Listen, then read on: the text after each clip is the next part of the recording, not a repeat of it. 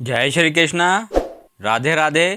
मेरे प्रियजनों, आपको व आपके पूरे परिवार को परिवर्तनी एकादशी की बहुत बहुत शुभकामनाएं। भगवान श्री हरि विष्णु जी की असीम कृपा व अनुकंपा आपके पूरे परिवार पर सदा बनी रहे। हर वर्ष भाद्रपद मास के शुक्ल पक्ष की एकादशी तिथि के दिन परिवर्तनी एकादशी का व्रत धारण किया जाता है। इस दिन भगवान विष्णु जी अपने चातुर्मास शयन के दौरान निद्रासन में रहते हुए करवट बदलते हैं। इसी कारण इस एकादशी को परिवर्तनी एकादशी कहा जाता है। परिवर्तनी एकादशी को जल झूलनी एकादशी, पद्मा एकादशी, वामन एकादशी व डोल ग्यारस के नाम से भी जाना जाता है। परिवर्तनी एकादशी कब है, पूजा विधि, महत्व व एकादशी व्रत का पारण कब करना है, इसकी संपूर्ण जानकारी के लिए ऊपर आई बटन पर क्लिक करें। इस वीडियो के माध्यम से आपको परिवर्तनी एकादशी की संपूर्ण जानकारी मिल जाएगी। आज हम इस वीडियो के माध्यम से परिवर्तनी एकादशी की अति पुण्यदायिनी पावन कथा का श्रवण करेंगे। तो आइए शुरू करते हैं आज का वीडियो।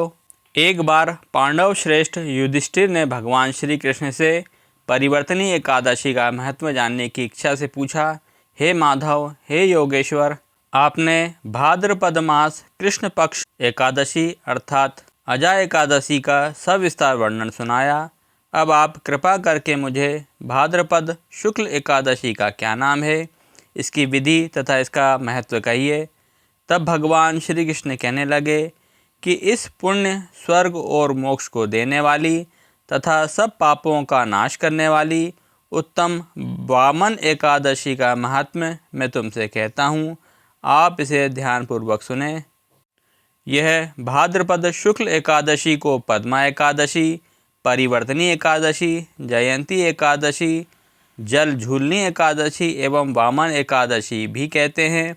इस दिन यज्ञ करने से वाजपेय यज्ञ का फल मिलता है।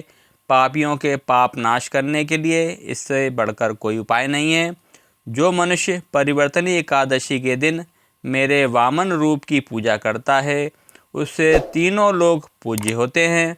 अतः मोक्ष की इच्छा करने वाले मनुष्य को इस व्रत को अवश्य करना चाहिए। एवं जो कमल नयन भगवान श्री हरि का पूजन कमल से करते हैं, वे अवश्य भगवान के समीप जाते हैं। जिसने भाद्रपद शुक्ल एकादशी को व्रत और पूजन किया, उसने ब्रह्मा विष्णु सहित तीनों लोकों का पूजन किया। अतः हरिवासर अर्थात एकादशी व्रत अवश्य करना चाहिए। इस दिन भगवान श्री हरि चातुर्मास योग निद्रा के दौरान करवट लेते हैं, इसलिए इसको परिवर्तनी एकादशी भी कहा जाता है। भगवान के ये वचन सुनकर युधिष्ठिर बोले कि भगवान, मुझे अति संदेह हो रहा है कि आप किस प्रकार सोते और करवट लेते हैं तथा किस तरह राजा बलि को बांधा और वामन रूप रखकर क्या क्या लीलाएं की, चतुर्मास के व्रत की क्या विधि है तथा आपके शयन करने पर मनुष्य का क्या कर्तव्य है, सो आप मुझे सविस्तार से बताइए। तब योगेश्वर भगवान श्री कृष्ण कहने लगे, हे राजन, अब आप सब पापों को नष्ट करने वाली कथा का श्रवण करें। त्रेता युग में बलि नामक एक दैत्य था। वह मेरा परम भक्त था।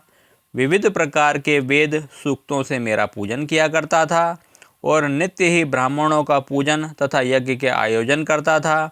लेकिन इंद्र से द्वेष के कारण उसने इंद्रलोक तथा सभी देवताओं को जीत लिया। इस कारण सभी देवता एकत्र होकर सोच विचार कर भगवान श्री हरि के पास गए।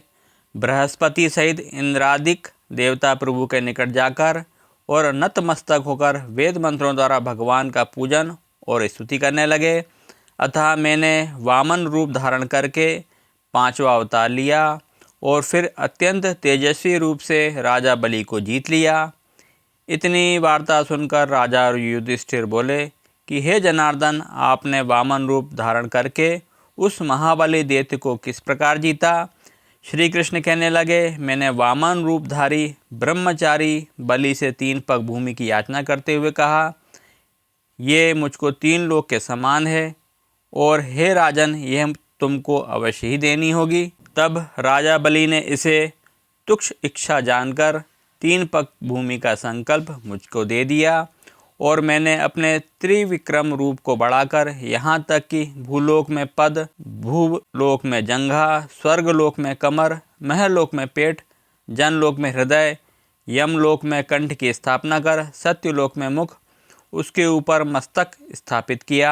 सूर्य, चंद्रमा आदि सब ग्रह, गण, योग, नक्षत्र, इंद्रादिक देवता और शेष आदि सब नागणों ने विविध प्रकार से वेद सूक्तों से प्रार्थना की। तब मैंने राजा बलि का हाथ पकड़ कहा कि हे राजन, एक पद से पृथ्वी, दूसरे से स्वर्गलोक पूर्ण हो गए, अब तीसरा पग कहाँ रखूं?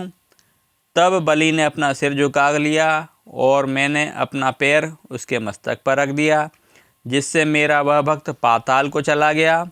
फिर उसकी विनती और नम्रता को देखकर मैंने कहा कि हे बलि, मैं सदैव तुम्हारे निकट ही रहूँगा। विरोचन पुत्र बलि से कहने पर भाद्रपद शुक्ल एकादशी के दिन बलि के आश्रम पर मेरी मूर्ति स्थापित हुई। इसी प्रकार दूसरी क्षीर सागर में शेषनाग के पृष्ठ पर हुई।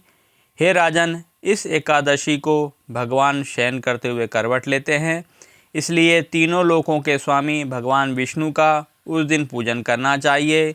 इस दिन तांबा, चांदी, चावल और दही का दान करना उचित है। रात्रि को जागरण अवश्य करना चाहिए। जो भी मनुष्य विधि पूर्वक इस एकादशी का व्रत करते हैं वे सब पापों से मुक्त होकर स्वर्ग में जाकर चंद्रमा के समान प्रकाशित होते हैं और यश पाते हैं। जो पाप नाशक इस कथा को पढ़ते या सुनते हैं उनको 1000 अश्वमेघ यज्ञ का फल प्राप्त होता है। अतः अपना कल्याण चाहने वाले मनुष्यों को इस एकादशी व्रत का पालन अवश्य करना चाहिए।